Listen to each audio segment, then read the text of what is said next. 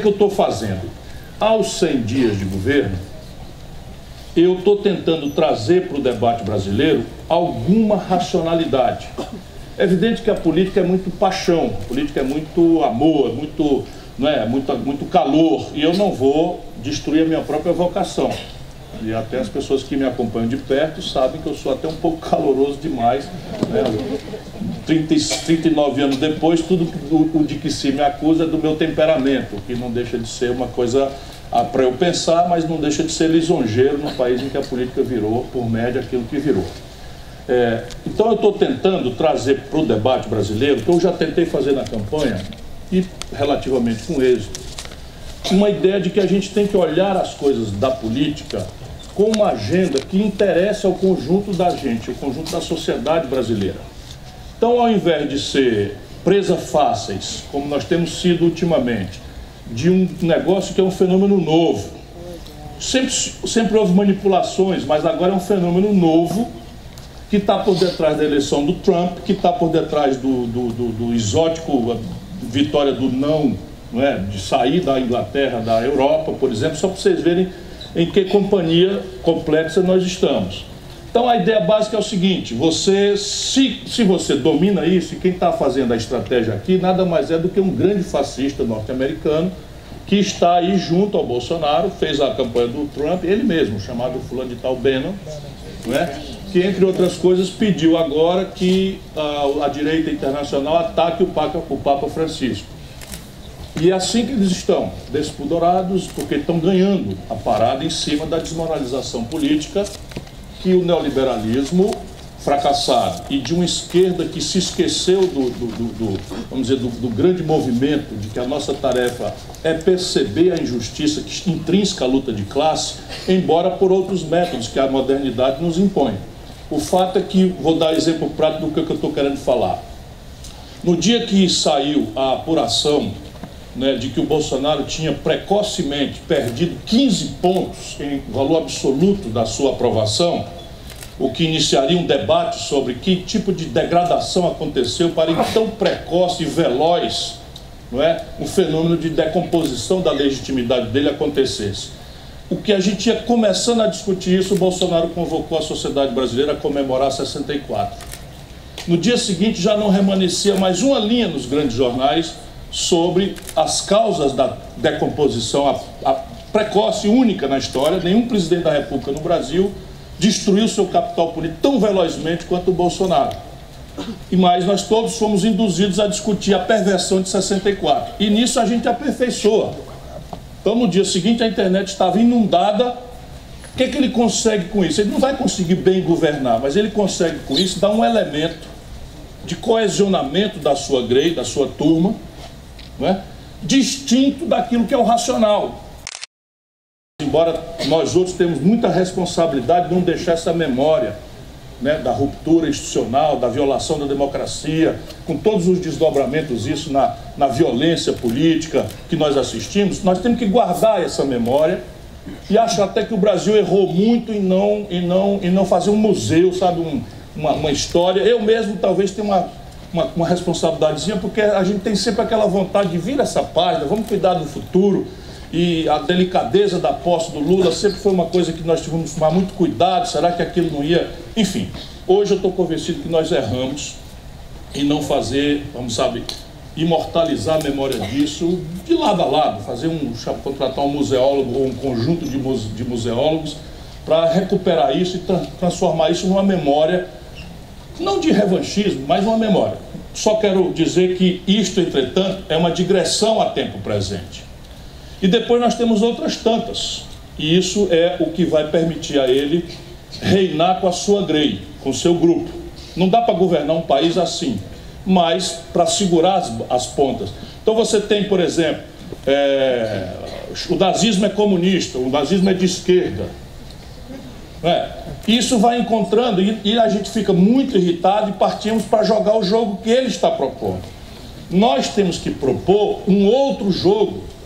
E este outro jogo deve ser aquele que realmente importa ao conjunto da sociedade. Emprego, salário, aposentadoria, indicador de segurança, indicador de violência, indicador de educação, execução do orçamento, ciência e tecnologia, cultura, porque aí está a possibilidade de nós termos empatia com 99% do povo brasileiro. Vamos nos pôr na cabeça de um evangélico, não é? De um católico carismático, desses grupos mais conservadores, das igrejas evangélicas, neopentecostais ou da igreja católica, e é o nosso povo. A percepção esclarecida, ponho muitas aspas nisso, pense que é meio estranho, meio exótico o que tem acontecido e tal. Hoje tem um exemplo caricato do que eu estou querendo dizer. De manhã, um jornal denuncia que o Bolsonaro deu um passaporte diplomático ao bispo líder da Igreja Universal do Reino de Deus e a sua mulher. Aí, de manhã, cedo, 7 horas, até as 10h30, 11 horas da manhã, o pau cantou em cima disso. O patrimonialismo, está pagando a conta do apoio, isso é uma esculhambação, onde é que já se viu, etc, etc. 11h30, alguém trouxe à luz da internet, que é um desastre, que o Lula deu esse mesmo visto. E que a Dilma também deu esse mesmo passaporte diplomático. Às 13 horas, nós já não estávamos mais falando no assunto. Então, a esquerda brasileira, o pensamento progressista brasileiro, não pode mais, na minha opinião, e pode doer o que doer, jogar esse jogo. E eu, então, estou propondo que a gente faça um esforço de ajudar o nosso povo a pensar concretamente no seu próprio interesse e não se deixar excitar ou não se deixar apaixonar por essas digressões. Porque, veja, 99% de empatia, 99% do povo tem empatia conosco, nós falamos de emprego. Vocês vão ver o que está acontecendo. Mas se nós fizermos fincapé nas teses morais da tal guerra híbrida, não é que a gente deve desertar das teses morais, mas se a gente fizer fincapé e não estabelecer uma humildade dialética na conexão com o nosso povo, nós simplesmente estamos dando queixo para bater, não é, naquilo que importa. E aí eu vou começar então aquilo que eu dei o nome de Observatório Trabalhista, porque eu também quero fazer um esforço. Fico muito feliz, muito agradecido, todo mundo ainda está aí na excitação das eleições, mas nós precisamos começar também a imunizar o povo brasileiro desse messianismo populista do culto à personalidade. Vocês sabem bastante bem do que eu estou querendo falar no concreto. Nenhuma nação do mundo tem formação. E a esquerda sul-americana tem uma inclinação para o messianismo populista, caudilesco, que não dá para um país como o Brasil repetir isso mais. Claro que a liderança tem uma importância estratégica, mas o que importa aqui é projeto, é concepção de país, para que a gente organize o debate ao redor disto e não sejamos presas fáceis de manipulações do estrangeiro. Não tem paranoia nenhuma nisso, posso demonstrar em alguns elementos práticos, e não cair na perda de poder, onde as questões identitárias todas estarão melhormente ou piormente consideradas. Se nós tivermos um governo arejado, iluminista, né, de centro-esquerda, todos os valores da igualdade, do respeito e da tolerância, as divergências, as diferenças, terão tratamento respeitoso. Se nós tivermos uma governança reacionária, você vai ter um ambiente hostil para essas questões, sejam elas quais forem. Então, sem maiores delongas, eu queria mostrar para vocês isso, que é uma plataforma aberta, não está completa. Eu não quero fazer disso um exercício tecnocrático, eu apenas quero ajudar o povo brasileiro a ter um critério, acessar pela internet, talvez eu transforme isso num aplicativo. E uma vez ganhando a estrelinha de bom moço internacional, nós vamos ser acudidos pelo capital estrangeiro nas nossas necessidades de investimento. Isto é uma grande mentira. Uma enorme e criminosa mentira. Por quê? Porque o investimento internacional não é uma variável que presta muita atenção nesse tipo de conversa fiada. O investimento direto estrangeiro, o maior volume da história nos últimos 20 anos é a China, que tem uma institucionalidade inversa a essa institucionalidade de bom moço internacional que eles querem fazer aqui. Por exemplo, salário. O custo por hora trabalhada do chinês é mais alto do que o custo por hora trabalhada do Brasil, já. E a China era empate com o Brasil no ano 80 e hoje é 12 vezes o produto industrial do Brasil. A China não sabia fazer um carro em 1980. Hoje tem uma indústria de eletroeletrônica que está deixando a Apple no chinelo em matéria de inovação tecnológica. Portanto, estão fazendo o oposto do que o Brasil está sendo obrigado a fazer por esse conjunto de prostração, inclusive em período dito de esquerda na governança do país. Então, o nível de atividade econômica quer dizer o seguinte: eu hoje tenho capacidade de produzir 100 geladeiras. Quanto eu estou produzindo? Se eu estiver produzindo 100 geladeiras, que é a minha capacidade, há uma tendência natural do investimento aumentar. Natural, por quê? Porque eu estou com capacidade de produzir 100 e estou produzindo 100. Então, qualquer geladeira que alguém acima de 100 quiser, ou eu importo ou eu produzo aqui. Aí cabe o investimento, eu vou expandir.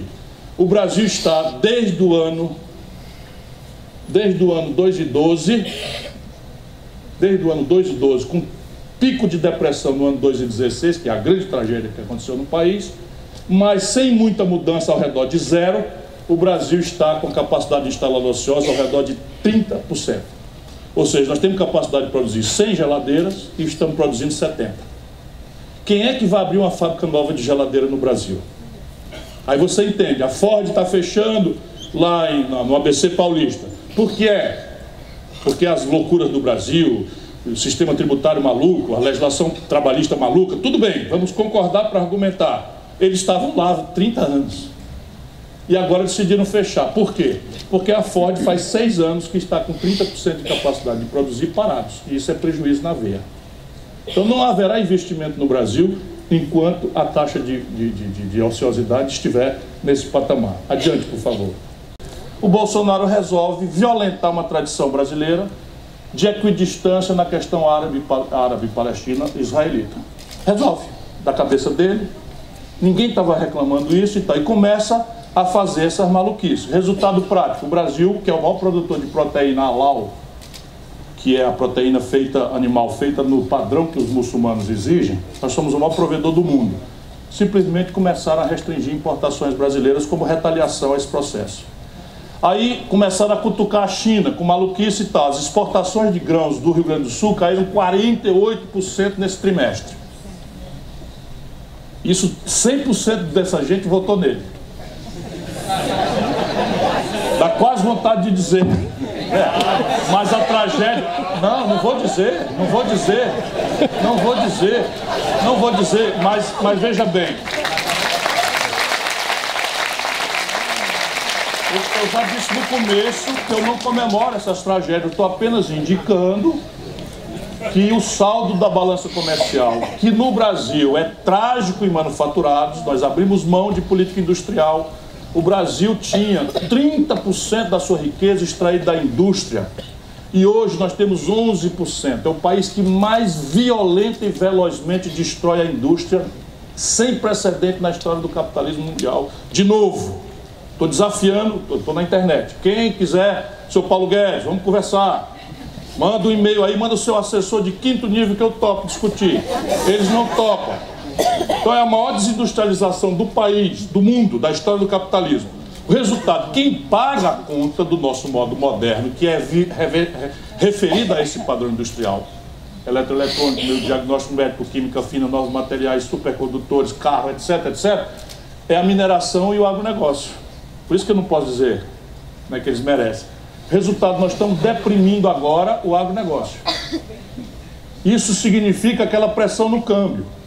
Quando eu tenho um desequilíbrio estrutural na área das contas do Brasil com o estrangeiro, o que acontece? Eu vou precisar de mais dólar. Se eu preciso de mais de uma coisa, o que acontece com o preço dela? Sobe. Então está aí a taxa de câmbio. É Marta que está aqui, minha querida deputada Marta, uma honra muito grande cumprimentá-la.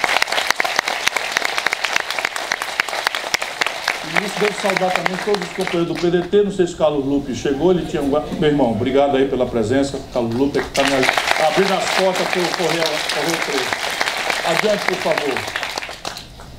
Adiante, vamos lá. O único caminho moderno no mundo inteiro, que é como o debate acontece nos parlamentos, que tem um mínimo de comprometimento, é a execução orçamentária. Então, se eu digo, a minha prioridade é a educação, você vai olhar o meu governo e a proporção da educação não mudou. Então, não é prioridade coisa nenhuma, é mentira. E olha o que está acontecendo. Aqui é uma série histórica. Primeiro trimestre, tudo comparando alho com alho e bugalho com bugalho, para não ter desonestidade intelectual nem manipulação de dados. Então, primeiro trimestre de 2012, primeiro trimestre de 2014, primeiro trimestre de 2016, primeiro trimestre de 2018, 100 dias do Bolsonaro. Segurança pública, o menor volume da história. Então, se o senhor Bolsonaro acha que segurança pública é uma prioridade, se o senhor Sérgio Moro, ministro da Segurança Pública, está engabelando todo mundo de que a segurança é uma prioridade, ele foi para lá, estão enganando os dois. A execução orçamentária na segurança pública brasileira é a menor da série histórica que eu estou levantando aqui. Adiante. Os indicadores de segurança todo mundo já conhece. Isso aqui, como é uma matriz, eu vou tentar que o povo aproprie isso aqui e entre na internet para ficar vendo. Então, nós vamos acompanhar mortes violentas, intencionais. O último dado que nós temos, estamos falando de 63.800 homicídios no Brasil. Os homicídios no sexo feminino, isso é uma tendência que está se agravando, muitos crimes violentos contra as mulheres, tanto o homicídio quanto o feminicídio, que tem uma característica. Feminicídio não é morte de mulher, é morte de mulher pelo parceiro. Então, isso exige toda uma política autônoma, diferente do homicídio, que é, enfim, é uma mulher morrer, não porque o parceiro matou, mas morreu porque está no tráfico de droga, morreu porque todas estão aumentando, né? Os estupros, nós estamos falando, vejam a aberração, 61 mil estupros oficialmente registrados no Brasil. Isso, francamente, se isso não for a barbárie final, eu não sei mais o que será. E nós precisamos trazer esse tipo de assunto, porque na hora que a gente transformar isso num assunto realmente de debate, a gente germina uma pressão sobre o governo. E isto é que faz a oposição. A oposição, o papel dela é reconhecer a vitória do vitorioso e pressionar para que ele vá na direção daquilo que ou prometeu ou de que deveria ser feito. E isso é o que vai guiar a minha militância. E os estupros por 100 mil habitantes também no Brasil estão passando de qualquer padrão internacional. Lembrando aquilo que eu já falei, provavelmente esse dado é falacioso, porque as mulheres têm vergonha de notificar, são maltratadas nas delegacias e muitas vezes são consideradas corresponsáveis por terem sido vítimas de estupro pela maquiagem que escolheram. Então, isso é preciso que a gente tensione e qualifique, né, o debate sobre isso. Adiante, por favor. Saúde, de 20 anos de luta, de esforço de muita gente, nós conseguimos imunizar o Brasil de sarampo. Agora perdemos o certificado. A epidemia de sarampo está graçando na Amazônia de um jeito absolutamente assustador. E as ações que têm que ser feitas para isolar esse surto epidêmico de sarampo na Amazônia não estão sendo feitas. Ao contrário, estão gastando menos em imunização do que gastavam antes do surto. Resultado prático é estimável, espero que a minha palavra seja razão para chamar a atenção, a impressão da mesma bola, é isso, mas é estimável que o sarampo, assim não confinado, migre para o centro-oeste e chegue ao sudeste ainda esse ano. Então, as crianças, né, estão aqui ameaçadas literalmente de morte por conta da gente não ter capacidade de fazer a imunização num cerco onde ainda é possível isolar esse surto lá na Amazônia. Adiante, por favor. Os indicadores de saúde eu vou acompanhar, né, vou tentar, a população do Brasil, com esse desemprego aberto, 2 milhões de brasileiros saíram dos planos de saúde porque não dão conta de pagar e vieram estressar o SUS, ou seja, está aumentando a demanda sobre o SUS e a receita é a menor de todas, o investimento em saúde. Então, nós estamos com esses dados todos aqui, aumentou muito a população que utiliza o SUS, portanto, nem sequer repetir o mesmo padrão é razoável, porque muito mais gente está estressando o SUS do que antes pela crise econômica. Adiante. No dia do senhor Jair Bolsonaro, os casos de dengue aumentaram 264%. Não é justo que se diga que ele é o responsável, porque isso aqui foi semeado no desgoverno anterior. Mas é razoável que a gente chame a atenção, porque as providências não estão sendo tomadas. São, nesse momento, 229.064 casos de dengue em 3 meses. Recordes também. Adiante. Educação, não é? A execução também está bem abaixo do padrão que já tivemos. É um pouco maior do que 2012, mas ainda está bem aquém. Também pudera, se algum lugar evidencia o absoluto disparate com que esse governo está considerando as questões estratégicas, esse é o Ministério da Educação. É inacreditável o que tem acontecido ali para a imprensa exibir e o que não tem sido exibido, que a gente sabe, porque acompanha essas coisas. Adiante, por favor. Os indicadores de educação que nós vamos tentar acompanhar. Não é possível em educação você ser honesto e dizer que o Bolsonaro retrocedeu em alfabetização e tal, porque isso tudo exige um tempo um pouco maior. A queda do orçamento não dá boas previsões, mas eu deixo vazio porque no próximo trimestre, quando começarem a surgir os dados, nós vamos ver a percentual de criança matriculada em creche, o percentual de criança matriculada, que é o que interessa, né? Adiante. Outros indicadores de educação. O que mais nos choca é esse número aqui.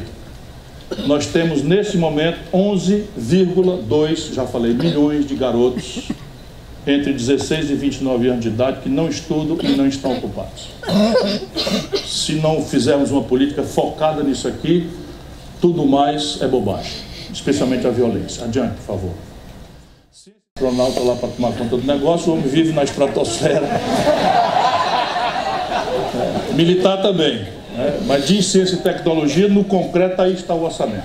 Mandou outro dia um apelo para não bater, porque ele está protegendo o esforço de privatização das áreas dele e tal. Meu irmão, tudo bem, estamos juntos aí e tal, não deixa privatizar o que não for para privatizar, mas ciência e tecnologia é crítico. A SBPC, eu quero repercutir esse aviso aqui para a internet, está fazendo uma convocatória para todos os cientistas do Brasil, todas as entidades da ciência, da tecnologia no Brasil, para um movimento que a SBPC vai fazer, porque nós estamos destruindo o restinho que temos de aparato técnico-científico no Brasil. Coisas criminosas como o projeto Sirius, que é um acelerador de partícula top global, que está praticamente pronto e que estão descontinuando e que pode virar um elefante branco, junto com outras 24 mil obras que estão paradas no nosso país. Adiante, por favor. Cultura, estou no Rio de Janeiro. Aqui está, o executado em cultura em 2012, o executado em cultura em 2014, o mesmo período, o trimestre. O executado do trimestre em 2016, 18 e o seu Jair. O menor volume de execução orçamentária em cultura também da série histórica brasileira. Isso aqui foi o que deu mais trabalho a gente achar, porque pegaram, já disse, o Ministério da Cultura, botaram não sei aonde, mas espatrecharam o orçamento de maneira a tirar completamente até a possibilidade de a gente fazer o acompanhamento. Aqui está tudo que você imaginar de centralidade que a questão cultural exige no nosso país. Adiante, por favor. E aqui termino a apresentação da matriz, que eu chamo de Observatório Trabalhista. Conclusão. Temos um mal de 1.000 toneladas, isso vai dizimar a triticultura do sul do Brasil, vai aumentar o pão é trigo e trigo é dólar, né, do nosso pão. O senhor Jair Bolsonaro aceitou jogar o papel imundo de big stick, ou seja, de porrete na mão do esforço colonial americano em direção à Venezuela. Parênteses, eu não aprovo o regime venezuelano. Mas lançar o Brasil numa aventura bélica potencial é simplesmente um crime. O senhor Jair Bolsonaro aceitou, sem consultar ninguém, colocar um general brasileiro como vice-comandante das forças do Comando Sul-Americano, que são as forças encarregadas de garantir o exercício colonial deles e nos submeter como se um protetorado fôssemos. Isso daqui tudo é uma questão de posicionamento. Sabe o que é que nós tomamos em troca? Nada. Qual é a explicação para isso? Não estou perguntando a vocês, não há resposta, a não ser no mundo clandestino. No mundo clandestino. Quem está coordenando essas políticas fascistoides aqui é um tal de Bannon, que é homem lá do Trump. A mesma coisa na questão de Israel. O Brasil sempre cumpriu um papel importante na questão de mediar aquele conflito palestino com Israel, somos reconhecidos éramos reconhecidos pelos dois lados como um país equilibrado, que se esforça nos aforamentos internacionais por uma cultura de paz, etc, etc. O Lula visitou Israel e a Palestina. E hoje nós simplesmente estamos virando um elemento. Qual é a consequência prática disso? O Brasil passa a ser um país objeto do eventual conflito judaico-palestino, e a linguagem é o terror. Não faltava mais nada para os nossos problemas, nós estamos introduzindo o Brasil no território, não é, de conflagração nessa questão tormentosa que é a questão árabe-palestina judia. Não é? Então, essas coisas todas revelam um posicionamento que é uma coisa de deslumbramento. O filho do cara parecia que ia voar na braguilha do Trump. Eu não sei se é o 01, 02, tá? É um negócio todo cheio de vergonha nesse negócio. Então, isso tem que ser dito, e isso se traduz em coisas práticas. Por exemplo, um dos 4 complexos industriais potenciais do Brasil é o complexo industrial militar. Porque a gente gasta uma pancada de dinheiro, como temos que gastar, né, para equipar nossas forças armadas. Pois bem, eles simplesmente entregaram a Embraer para a Boeing. Veja, o valor do negócio é equivalente praticamente ao valor do negócio que foi a venda do Hotel Copacabana Palace.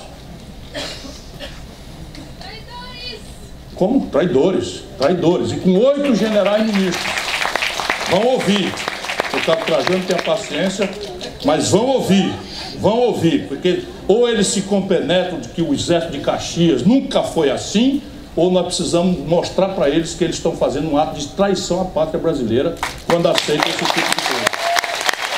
Agora, estão anunciando a entrega fatiada da Petrobras. A Associação dos Engenheiros da Petrobras está denunciando que estão entregando campos já ponderados do pré-sal que valem 3,2 trilhões de reais por 100 bilhões de reais. Na sequência do que já fizeram com os noruegueses, entregando o campo de Carcará por $1,35 o barril, mais barato do que uma latinha de Coca-Cola. Isso é crime de lesa pátria. É crime de lesa pátria e há de ser apurado amanhã quando o Brasil se reordenar na sua democracia. Portanto, esta condição, não é, de posicionamento merece uma nota à parte e ajudar o nosso povo a entender que o nosso país está sendo saqueado. Mais uma vez, obrigado por sua atenção. Unificação do esforço policial e entender que polícia é uma ação civil, não é uma ação militar. E talvez a sociedade mais sofrida em matéria desse assunto seja a sociedade fluminense e carioca.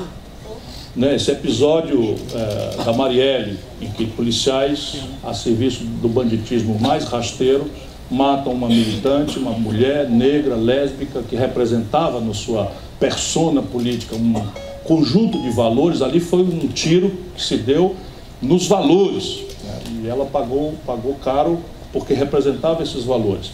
Mas mais doidamente, recentemente, não é, se assassina barbaramente com 80 tiros jogados a esmo. 83. Então tem o terceiro tiro aí acima dos 80, um pai de família indo para um chá de bebê com a mulher, o sogro e um filho dentro do carro. Por quê? Porque tarefa de polícia não é tarefa de militar. Tarefa de polícia é formar culpa do indigitado, do suspeito. Não é executar ninguém na rua. Evidentemente que o nosso povo está tão machucado que se predispõe como vítima, porque no limite é o seguinte: desses 63 mil homicídios, 80% são jovens negros das periferias do Brasil. Ninguém daria 80 tiros num carro no Leblon. No fundo tem um componente racista nisso aí, tem um componente, e é uma concepção grave, porque os caras devem ser punidos exemplarmente, mas quem apertou aquele gatilho estava apertando pela ordem que os políticos deram do exército ir fazer, apontar suas armas para o povo. Por exemplo, esse governador daqui está confessando em público que é um criminoso. E eu digo a vocês por quê, com todo o respeito à sociedade que acabou de o eleger. Ele autorizou que snipers, ou seja, atiradores de elite à distância, executem pessoas. Já está rolando em Manguinhos. Só um pouquinho, não. Ele deu uma entrevista dizendo que eles já estão atuando confidencialmente, ou seja, não existe mais no Rio de Janeiro o Estado de Direito democrático que presume a inocência, o amplo contraditório, a ampla defesa e assim a condenação, que seja a mais severa possível. Então alguém se sente autorizado, aí de repente o cara, pumba, atira na cabeça de um trabalhador que estava com guarda-chuva na mão e eu me enganei, pensei que era um fuzil. Então isso é muito sério. Quem matou esse cara foi o senhor Michel Temer, quem matou foi o senhor Bolsonaro, quem matou foi o senhor Witzel, porque é muito fácil pegar garotos do Exército que não foram formados para isso e botar na cadeia e fazer de conta que eles são os culpados mesmo. São. Tem que puni-los, mas os que mandaram eles fazerem isso é que são os verdadeiros responsáveis.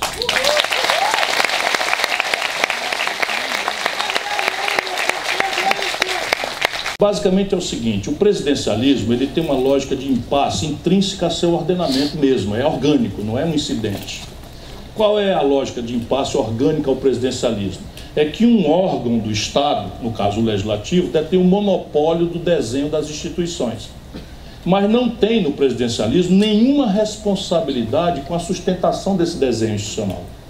Na prática é o seguinte, eu fui deputado federal mais votado do Brasil e devo ter passado 4 anos, foi o período mais desagradável da minha extensa vida pública, porque não deu um dia de serviço ao povo brasileiro, porque aquilo é um monstro. E eu assisti, protestando lá e cá, assisti as seguintes providências em 8 dias úteis. Num dia, o parlamento revoga a CPMF, eu não estou dizendo que a CPMF seja coisa boa, não, estou só fazendo o desenho de como é que a institucionalidade não tem responsabilidade com o que decide. Então, revoga a CPMF e tira do cofre público 70 bilhões de reais, que é muito dinheiro até no orçamento americano, quanto mais no nosso. 8 dias depois, regulamenta a emenda 29, que determina mais 70 bilhões de reais de gasto com a saúde. 70 dinheiro a menos, 70 dinheiro a mais, dá 140 bilhões o movimento relativo. Percebe? E fazem, porque atende o lobby da FEBRABAN, depois atende o lobby dos hospitais, não há nem má intenção necessariamente, e o executivo é que é o encarregado de dar sustentabilidade a essa equação. Então isso não funciona, vai sempre levar o Brasil a essas lógicas de impasse. Como é que a gente atenua essa tragédia? E nós jogamos mais uma vez fora essa oportunidade que é única. Primeiro, propor antes, e o presidente que foi eleito fez a opção de dizer a cada auditório o que ele queria ouvir. Então quem quiser duvidar do que eu estou falando, que é alguma intransigência, entra na internet e pega a opinião do Bolsonaro sobre Previdência. O Bolsonaro há 30 dias de ser eleito estava dizendo: Michel Temer, você é um bandido, seja homem, rapaz. É assim mesmo, seja homem. Ele tem um problema com o negócio de masculinidade muito esquisito, né? Seja homem, rapaz. Essa previdência com 65 anos de idade mínima para homem, 62 para mulher, isso é um crime. Então o cara propõe o oposto. Aí vai ao mercado, junto com o posto Piranga, e diz que a Petrobras não pode sofrer mais ingerência, porque o PT liquidou a Petrobras, não sei o que e tal, e fala para os caminhoneiros que agora não vai mais ser assim, que não sei o que e tal. Vem o aumento de 5,7% da política de preços trágica da Petrobras, e ele pega e congela o diesel sem substituir por uma política nova. É puro clientelismo, anunciando que a razão disso é medo da greve. Ou seja, está fazendo a pedagogia de que é por aí que as pessoas devem achar. Então vamos aproveitar que é por aí que a gente tem que ir também, né? Ir para a rua e mostrar para ele que nós não vamos aceitar passivamente. Eu, pelo menos, não vou aceitar passivamente a destruição do Brasil. Então, esse é o primeiro elemento. Fazer do plebiscito presidencial não um jogo de personalidade, mas um jogo de proposta, de maneira que o povo vote, mais do que no fulano, vote num conjunto de ideias que foram criticadas, foram sabotadas, foram etc. Se você escapa, o hiato entre um presidente e o Congresso diminui muito. Segundo, propor na primeira hora. Mas para isso você precisava ter a proposta. Ele não tinha proposta nenhuma, portanto perdeu a primeira hora também, a não ser essa proposta fragmentária da Previdência, que é muito ruim, pouco estudada. Terceiro, utilizar mecanismos de mediação coletivos que estão disponíveis especialmente nesse momento brasileiro. Por exemplo, não há saída para a falência do Estado do Rio de Janeiro fora do novo Pacto Federativo. Pode inventar qualquer retórica, chegar lá, mentira. Não há solução na mão do Witzel, nem do Cabral, nem do Pezão, que resolva o problema do Rio de Janeiro sem a equação da Lei Candir, sem a equação das renúncias fiscais, sem a equação do sistema tributário, sem a equação da dívida pública. Tudo isso é uma interação federal. São Paulo não está quebrado, não tão grave quanto o Rio, porque o Alckmin conseguiu dessas coisas do Brasil, uma liminar, passou 8 meses sem pagar dívida para a União Federal. E faz 4 anos que não se reajusta o salário dos funcionários de São Paulo. Assim é como a gente chama lá no Ceará, assim é garapa. Que nem o Whitson, não, o novo, agora como é o nome desse camarada do Minas, o Zema agora resolveu fechar 81 mil vagas de ensino integral em Minas Gerais como solução para uma crise fiscal que também não tem saída, fora de um redesenho do Pacto Federativo. O Rio Grande do Sul não tem saída, fora de um redesenho do Pacto Federativo. E o Bolsonaro não compreende isso, o Guedes não compreende isso e tal. Então a probabilidade dele cair no impasse precocemente já está dada. Já está dada. Então ele vai sofrer uma escalada parlamentarista na prática, que vai fazer o máximo para emascular os poderes que ele tem. Infelizmente, na direção de um Congresso que, por média, é muito ruim.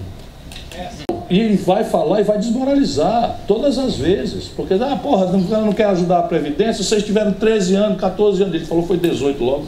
E foi mesmo. 18 anos para fazer e não fizeram. Então, o imposto sobre heranças no Brasil é o mais baixo do mundo capitalista. Não estou falando de herança de classe média, não, esqueça. Estou falando de grandes. Sabe quanto é o lucro líquido do Itaú no ano passado? Foi distribuído 9 bilhões de reais sem pagar um centavo de imposto. Qualquer um de vocês que ganha a partir de R$ 2.059 paga 15% na fonte. Que isso? Então aí vão resolver o Banco Central. No mundo, aí diz assim, o Ciro Gomes, não sei o que, e tal, aquela do coisa, não gosto nem de citar não, porque são tudo imbecil. O mandato do Fed americano, não se preocupe, é o que eu quero para o Brasil.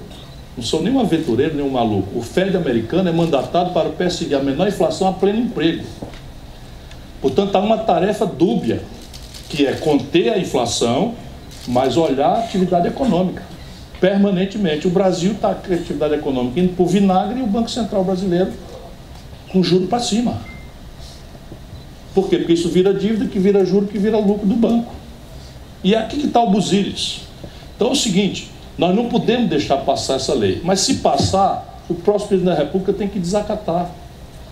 Simples assim, porque senão nós estamos garantindo o seguinte ao povo brasileiro: qualquer animador de auditório pode ser presidente da República desde que o Banco Central fique na mão dessa gente. Informação cultural: nos Estados Unidos, depois de uma brutal desregulação que deu na crise de 2008, remanescem 5 mil bancos competindo pelo cliente. Quando o banco compete pelo cliente, ele baixa o juro e baixa os preços das tarifas dos bancos. No Brasil, infelizmente, sob o domínio da social-democracia do Fernando Henrique e do esquerdismo petista, nós deixamos concentrar 82% das transações financeiras em 5 bancos. Lá são 5 mil, país capitalista, aqui são 5. Desses 5, 2 são públicos, estatais, Caixa Econômica e Banco do Brasil. Eles estão desmontando e vendendo a parte lucrativa, e o Guedes vai a Washington e fala que conseguiu vender 12 bilhões de dólares na moita do patrimônio público. Sem nenhum alarde. Pois é, eu estou traduzindo aqui na moita. Ou seja, patrimônio público agora sendo vendido sem nenhum alarde. E eu sei o que é. É a distribuidora do Nordeste da Petrobras, dos gasodutos. É o setor de cartão de crédito, que é extremamente rentável dos bancos públicos. Ou seja, eles caminham para concentrar todo o sistema financeiro em 3. Isto inviabiliza uma nação. Essa é uma questão que a gente tem que assumir com muita racionalidade. O Estado, ele deve ser nem mínimo, nem máximo, penso eu. O Estado, ele deve ter o tamanho próprio que a nação decida que ele deve ter para cumprir os objetivos afirmados, consensados ou hegemonizados de um projeto nacional de desenvolvimento. Quanto mais lucidamente for discutido, mais transparentemente, mais inteligentemente for discutido esse projeto nacional, ele vai aclarar sem muita dúvida qual é o papel do capital estrangeiro, contra o qual eu nada tenho, qual é o papel do capital privado nacional, que é diferente, porque se remunera em real e o outro se remunera em dólar. qual é o papel do capital estatal. Isso salta aos olhos quando você define. Vamos tomar, por exemplo, telefonia. Qual é o problema de privatizar a telefonia? Na minha opinião, nenhum. Eu não participei das manifestações contra a privatização da telefonia no Brasil. Agora, o que é que remanesce da prostração ideológica estúpida, entreguista, para uma privatização que teoricamente foi bem sucedida, do ponto de vista de oferta, mas se vocês não sabem, eu vou acrescentar, o Brasil tem uma das mais altas tarifas de telefonia do mundo. Por quê? Porque nós privatizamos de um jeito tal que o marco regulatório não é eficaz. Então nós permitimos um oligopólio minúsculo, em que 3 ou 4 camaradas sentam-se em São Paulo, no Rio de Janeiro, jantam e combinam. Quando a Oi dava lucro, ela se financiava no Bradesco, no Itaú. Quando começou a micar, sabe onde foi parar o passivo da Oi de 60 bilhões de reais? No Banco do Brasil, na Caixa Econômica e no BNDES. Isso é a privatização, ou vamos dizer, o privatismo à brasileira, dessa nossa elite predadora, ou dessa fração predadora. Agora vamos discutir petróleo. Primeiro vamos às boas práticas internacionais. Para aí a gente se guiando com a inteligência, não com paixão. O nacionalismo exacerbado não é um bom conselheiro, não. O mundo tem que caminhar aí com uma integração, está tudo certo. Agora, no mundo do petróleo, é entender, porque isso aqui é a vida deles. Quando eu diz assim, ó, tem 11 milhões e 200 mil garotos que nem têm oportunidade de estudar, nem trabalhar, e que são presa fácil das facções criminosas, do narcotráfico, não sei o que e tal. Eu falei isso em Minas Gerais agora, anteontem. Quando acabou, faz uma fila de 41 minutos para tirar fotografia, eu tenho esse privilégio. E um garoto disse, eu não quero tirar fotografia não, eu não tenho celular, só me dá um minuto particular? Dou, encostei ele no canto do palco aqui, ele disse, eu sou esse jovem que o senhor falou. Aí eu disse, como assim? Ele disse, PCC. Ele se viu retratado na estatística. Eu não quero ficar nessa vida, mas o que é que eu faço? Aí eu digo, pega o meu e-mail, se eu não tenho e-mail, celular também não tenho. Tu escreve carta? Escreve, está aqui meu endereço. Escreve uma carta para mim que eu vou cuidar de você. E peguei e dei um beijo na testa dele. Tomara que eu consiga. Mas assim, o povo entende muito mais do que nós. Não duvidem disso. Tudo isso aqui consulta a agenda do povo. O que a gente precisa dizer para eles que isso aqui não é culpa do Lula, nem culpa do Bolsonaro, mas de um arranjo estratégico que, se trocar Chico por Manel e se zangar em véspera de eleição, dá na mesma. Se não mudar a lógica e dizer quem é esse cara, o que ele está pensando sobre o balanço de pagamento. Imagina, se a gente conseguisse dar ao nosso povo essa ideia, o que ele está pensando sobre taxa de juros, como é que pode eu agora, eu vou na Casa Bahia, levo um forno de micro-ondas para casa e pago 3 por cada taxa de juros. Isso é o que está acontecendo com o nosso povo. Então, se eu vou acertar ou não sei, mas está se acumulando. Está se acumulando. Quando eu fui falar aqui do trigger dólar, já uns 4 ou 5 já repetiram ali. Tá. Não é? Ele está em cima do toco? Ah, se subir no toco é porque alguém botou. Isto dito, estou todo dadivoso para convites que a militância, ou cientistas, ou líderes comunitários, ou sindicalistas queiram. Subir o morro, para mim, é tudo que eu adoro. Então, na hora que quiserem. Para mim, não é só esse retorno, que talvez seja muito maior do que esse. Se você tomar, por exemplo, a tendência pós-industrial americana, hoje a indústria do entretenimento, né, o audiovisual, o musical, enfim, a indústria do entretenimento, lato sensu, já emprega nos Estados Unidos muito mais do que a indústria convencional.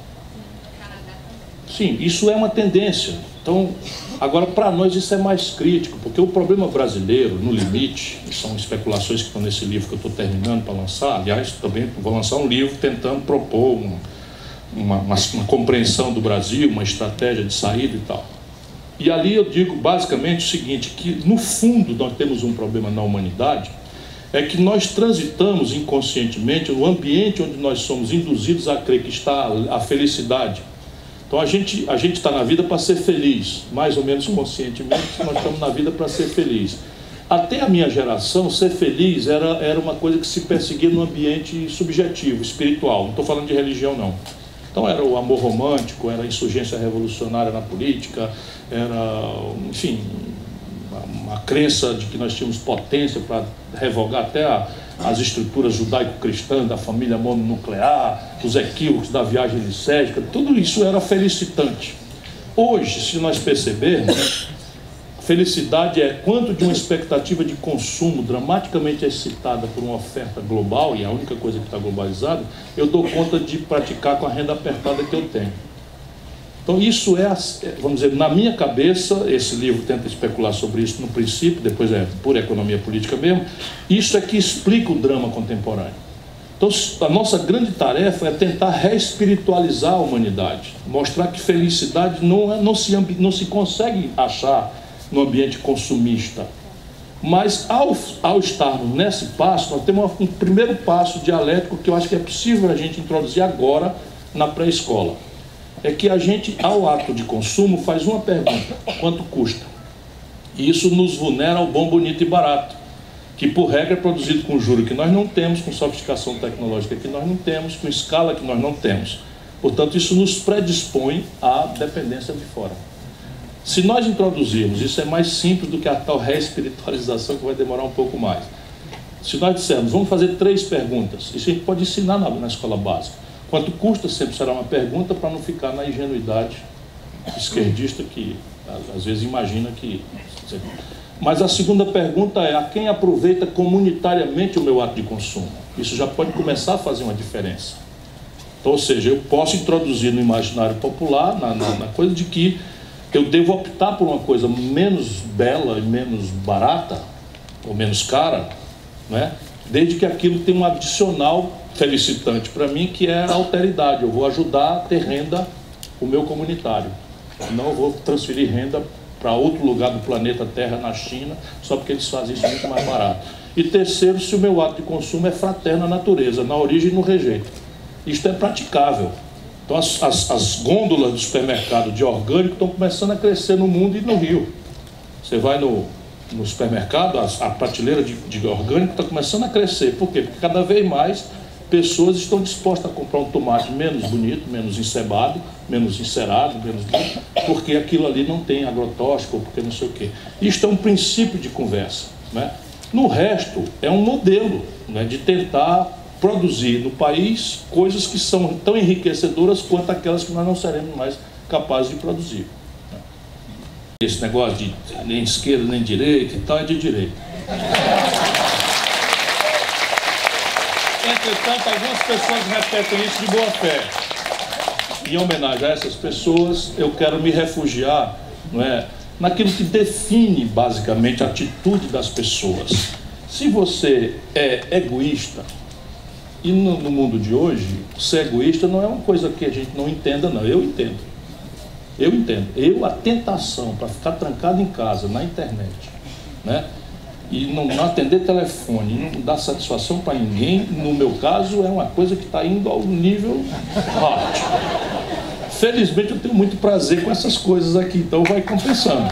Vai compensando. Vocês estão vendo que eu tenho prazer, né? Mas a juventude está muito machucada. Esse negócio de ir para a rua, de conversar na rua, de se arriscar, sabe? Está muito vulgar, muito violento, o ambiente muito intolerante, muito cacete, muito sem graça, muito... Então, a tentação do egoísmo é um sintoma dos tempos presentes. E isso é um princípio de diferença fundamental entre ser de esquerda ou ser de direita. Não é? E os adjetivos estão muito surrados, porque também tem muita corrupção, muita malversação. Ninguém é de esquerda porque se diz ser. Nem ninguém é de direita porque a gente não gosta e pensa diferente da gente e manda ver. Tá? Por exemplo, agora a Tabata, uma moça, eu ia dizer menina, porque eu tenho 61 anos, ela tem 25 anos. A Tabata nasceu numa favela, uma ocupação em São Paulo. A Tabata, na escola pública, começou a enveredar para a Olimpíada de Matemática, ganhou todas, aí ganhou uma bolsa de estudos para estudar ciência política e astrofísica no centro de excelência mais sofisticado do planeta Terra, uma favelada de São Paulo, por mérito de intelectuais, foi bater em Harvard. Depois essa moça chega no Congresso Nacional, começa a brilhar, tem um bando de canalha dizendo que ela é financiada pelo capitalismo internacional, porque recebeu uma bolsa. Hein? Eu não estou nem separando nada, eu estou dizendo, mas é porque é muito equívoco. Por quê? Porque a Tabata, ela não está pronta, não. Ela é uma menina que tem 25 anos. Quem que quer alguém pronto com 25 anos? Então a Tabata fala em eficiência, não sei o que, parece que é uma eficiência, agora é um valor de direita. Que isso? Eficiência. Aí você falar em metas, prazos, avaliação, controle, são valores de direita. Esse é o grande grosseiro equívoco. Então o que aconteceu com a nossa geração? Nós nos acostumamos que a polícia vivia reprimindo as pessoas. Aí tomamos ódio pela polícia. E aí vamos para o poder e nos refugiamos no discurso tão eloquente quanto oco de direitos humanos. De a maneira tal que o povão pensa que direitos humanos é defesa de bandido.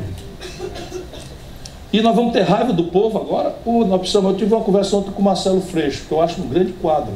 Conversei com ele sobre isso, não me leve a mal, mas a gente se conecta, ou simplesmente é assim. Então o cara que garante paz pública, que assume compromisso com a paz pública, é de direita. E o que alisa bandido é de esquerda. Ora, vamos e venhamos, espera aí um pouquinho. Não é nada disso, nem isso nem aquilo. Nem isso nem aquilo. O culto à personalidade, de onde foi que tirou-se que isso é prática de esquerda? Era na pior esquerda que se desmoralizou, que é o stalinismo. O que importa são ideias, coletivos, né? Empoderamento das pessoas. Agora o Bolsonaro, de uma canetada, extinguiu todos os conselhos de participação. Qual foi o barulho que nós ouvimos? Que ele extinga, está de bom tamanho, ele é fascista. Agora o silêncio que se sequenciou à extinção diz uma coisa para mim, pelo menos, que é a mania besta de achar que participação popular é cooptar os amigos e botar dando voz aos coletivos, de maneira que quando você precisa dos coletivos, como veio de transmissão, não acha. Cadê os coletivos? Cadê os coletivos? A CUT não entra mais numa fábrica no ABC de São Paulo. Levou o Haddad lá, saiu debaixo de pacote, não sei de que e tal. É culpa do Haddad? Não é não, o Haddad é uma boa pessoa, na minha opinião. O problema é esse, a CUT virou um mecanismo que, por exemplo, faz exatamente, a CNI fazia com o Ibope por Fernando Henrique. Então, pesquisa CNI Ibope diz que o Alckmin já ganhou. Essa campanha agora. Verdade. Querem ver que na internet, a Maria Lídia da TV Gazeta. Ciro Gomes, você queria o apoio do Centrão? O Centrão foi todo para o Geraldo Alckmin. Geraldo Alckmin já está eleito? Eu ganhei do Geraldo Alckmin em São Paulo. Tá certo? Mas o que é que faz a CUT/Vox Populi? Vejam na internet se eu estou exagerando.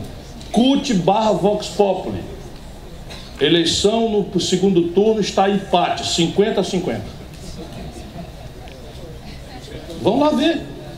E aí, então veja bem, está tudo certo. Não estou criticando nada nem ninguém, mas se a gente quer de fato fazer para o mundo de esquerda, é outro assunto, é outro movimento.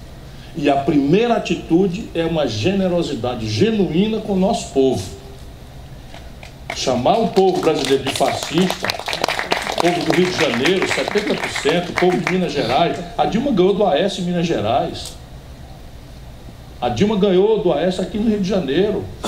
O Lula ganhou as eleições no Rio Grande do Sul. Aí de repente essa gente vira para o outro lado e vira tudo fascista. Misóginos, homofóbicos, reacionários. Porra, não tem uma autocrítica, não tem, parar um pouquinho, bota a bola no chão. Por definição, democracia é a seguinte: o povo é que manda. De preferência, o que nós devíamos fazer é que esse mandar fosse organizado. E esse é o nosso papel. O papel de nosso é ajudar o povo a se empoderar, a conhecer, não ficar dependente de um líder messiânico que vai... E se ele morrer? Pronto, órfão, 206 milhões de pessoas, não tem mais a quem seguir. Infelizmente, qualquer um de nós pode morrer. E o pior é chegar em Cuba e o PT da vaia em que elogia Brizola em Cuba. Sim. Isso aconteceu comigo. Sim, claro. Brigadas José Martins. Sim, claro. O que eles fizeram com o Brizola... Eu falei de Brizola e eu omiti o Lula. Isso. E todo o coletivo do PT me vaiou em Cuba, chamando Brizola de caudilho. É isso. Esse é o PT, essa é a base do PT. Não todo, porque a gente tem que ter devagar. Agora, francamente, pegar minha amiga, gente boa, maravilhosa, nada contra, Márcia Tiburi, e propor que seja governadora do Rio de Janeiro, elege o Witzel. Não dá para entender o Rio de Janeiro eleger o Crivella e o Witzel se não entendermos esse gueto autorreferente de, assim, autorreferido de esquerda. Que é esquerda coisa nenhuma? Papo furado, uma pequena burguesia diletante que fica repetindo essas obviedades e não bota a mão na massa.